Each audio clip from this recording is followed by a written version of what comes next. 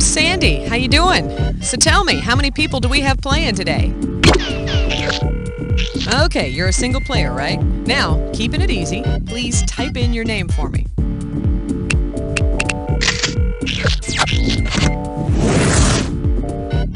Alright, first things first, pick which episode you want to play. And to get to your favorites you've saved, hit the letter F.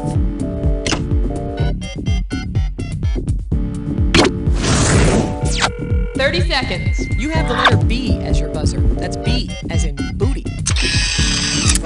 20 seconds. Alright, listen up. Take notes. As soon as you think you know the answer to a question, buzz in. Then you have to hit the number that corresponds to the answer you want. Got that? See you on the flip side.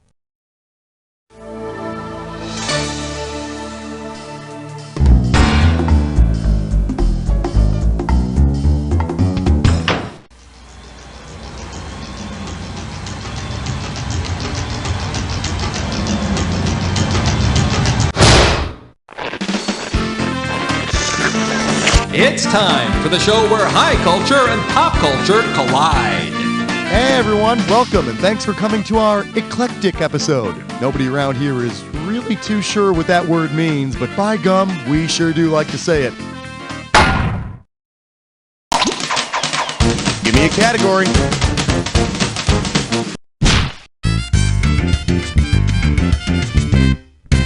Open wide and get ready for episode 1, the insect menace. I got $2,000 says you don't know this one. Heads up, here it comes. If Luke Skywalker were to use his lightsaber for the same reason that a firefly uses its light, what signal would Luke be sending to Darth Vader? We're related. It's going to rain. There's food nearby. Or I want to have sex. Well, look at you. The flashing light of a male firefly is a signal to the females that they're ready to mate with the dark side. All right, pick a category.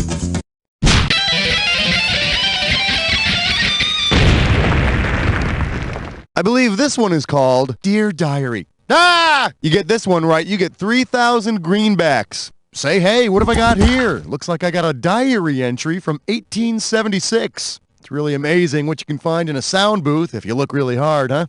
Let's see, it says, we're at Little Bighorn. They'll never know what hit him. It's all about the element of surprise. Sitting Bull will rue the day he ever met. Oh my freaking God! Okay, so who wrote the diary entry? Abraham Lincoln, you listen. That was General Custer who wound up getting himself and all his troops massacred at Little Bighorn. So, chalk one up for the home team. You know, the original home team. Category, please.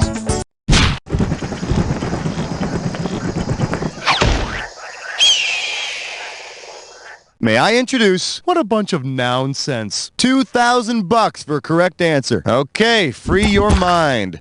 Which of these is an example of personification? Burly boys burrow boisterously for boogers. She scratched her chicken pox 1,000,000 times. The pus leapt from the popped zit. Or personification is when you attribute human abilities like leaping to non-human things like, I don't know, zits.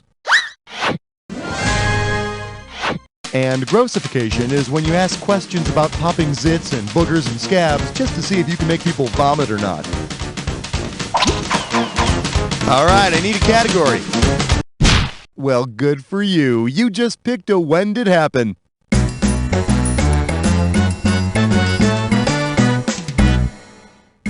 All right, I'm going to show you an event like this. Oh, you got this one down. Great. The category for your when did happen is who beefed. Okay, everybody remember that slogan about how to build a Big Mac? Take a moment, hum it to yourself. You know, 2 all beef patties, on and on. Now, what's a Big Mac or a Big Mac jingle without this ingredient? Cheese, baby. Now tell me, does this appear before cheese in the Big Mac jingle, after cheese, or does it never appear in the jingle at all?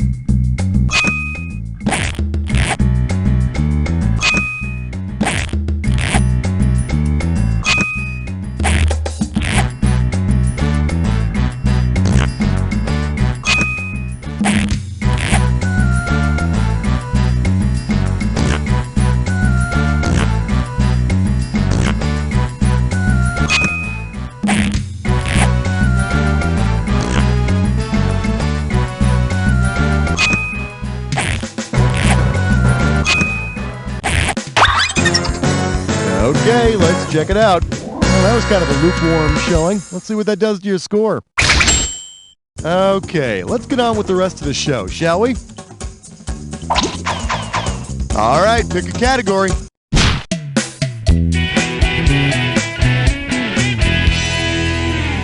We're calling this one Legion of the Doomed. I'm gonna make this one $1,000. She's pissed. He's pissed. We're pissed. So pissed about a question. We're pissed about. Okay, this pissed about a question letter comes to us from Mike H., aka Man of 1,000 Nicknames, and boy is he pissed about a superhero this or that question that we did. He writes, Black Manta's name zoomed in front of me. Imagine my surprise when I went to press button 2 for villain and had money taken away from my score. How is the man who killed Aquaman's son a hero? Do those of you at You Don't Know Jack support the slaughter of children? Mike, you're right. Supporting the slaughter of innocent children is not what we're about here. We don't support the slaughter of innocent children any longer, do we? Okay, good. In fact, we consider defamation of any superhero's name to be an insult to all of America, nay, to all of humanity. Which is why I ask this question. Given that it involves a superhero's actual problem, which of the following insults would Mike, defender of all superhero reputations, have the hardest time refuting? Hulk ain't as big as his gambling debt. Spider-Man can't read his own name. Thor wets his bed like a baby. Or Iron Man is a fall-down drunk.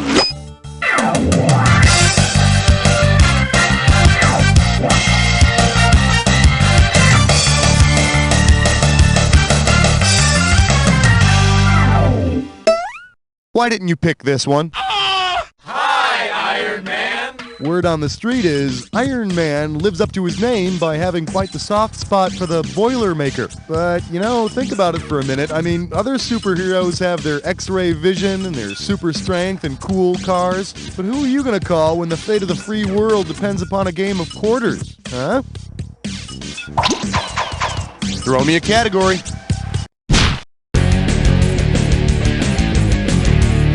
Coming at you, kitty, got your tongue? You're looking at $3,000 on this one. Let's see how you handle this one.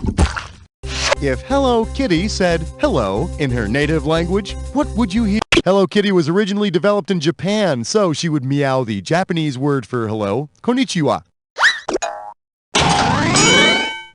Of course, that's going to be a little difficult because she doesn't have a mouth. Give me a category.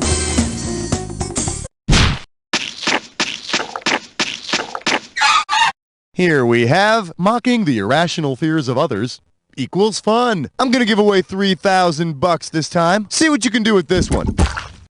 Who would make the worst blind date for someone suffering from gymnophobia? A gymnast, a nudist, a PE teacher, or a coniferous tree? Gymnophobia is the fear of nakedness. So, someone who suffers from it wouldn't want to date a nudist. I dated a nudist once, and come to think of it, her name was Jim. Category, please.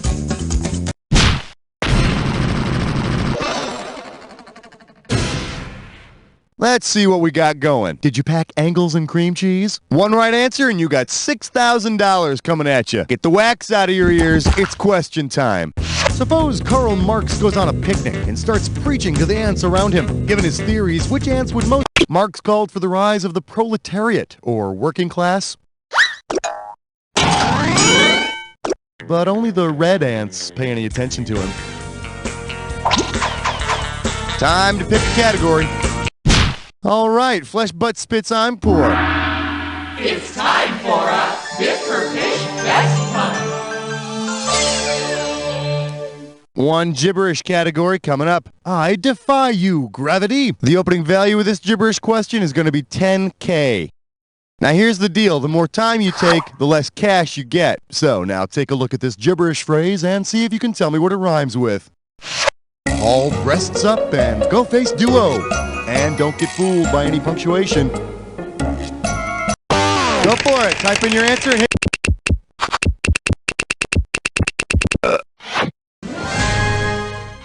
Although I have to say, you always look so nice in that special little outfit you wear for playing computer games. I do appreciate it. All right, I need a category.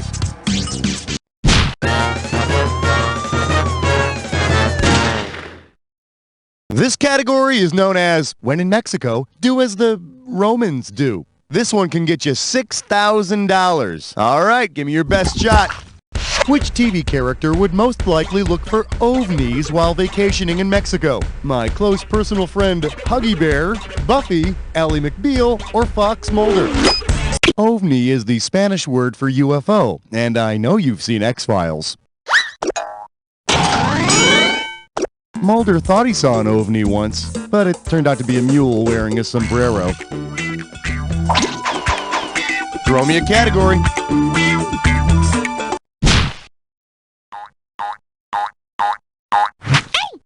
This one's called Kids Make Every Sea the Yellow Sea. If you know this one, you're getting $4,000. So I started taking these swimming lessons, and they put me in the group with all the 8-year-olds. You know what that means. A lot of pee in the pool, and it's not all mine. Suppose you want to swim without feeling pee. And quite frankly, who doesn't? Considering it's got the most water to dilute pee, where will you go? The Arctic Ocean, the Indian Ocean, the Atlantic Ocean, or the Caribbean Sea? The mighty Atlantic has got almost a quarter of the world's water. Unfortunately, it's also got Bethy, a 6-year-old from Cape Cod, known among her peers as the Mad Bladder. Give me a category.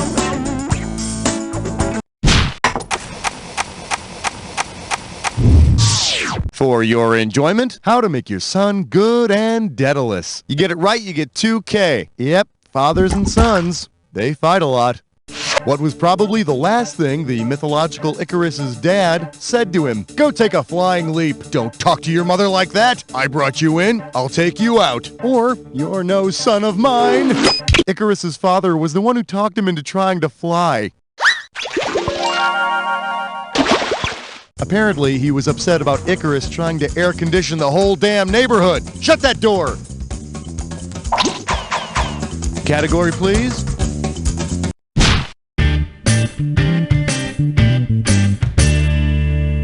Today's specialties include more gore, more gore. I'll give you 4,000 clams for this bad boy. Okay, you know that song about It's My Party?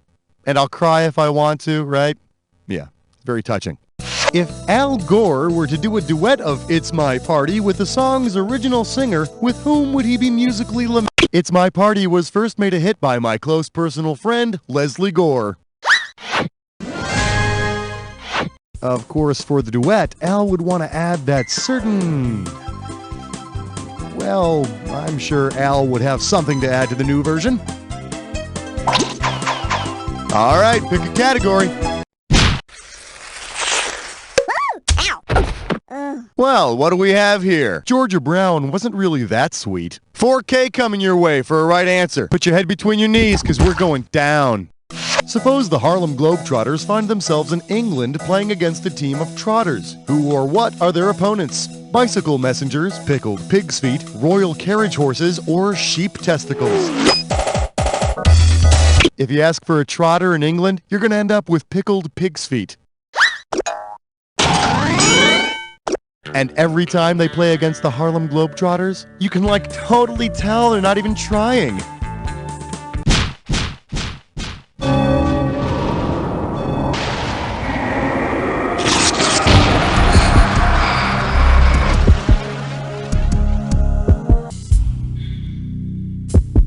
You're a little edgy, aren't we? I thought someone switched to decaf. Here, try this clue. 3 men and a what? Hey, don't ask, don't tell.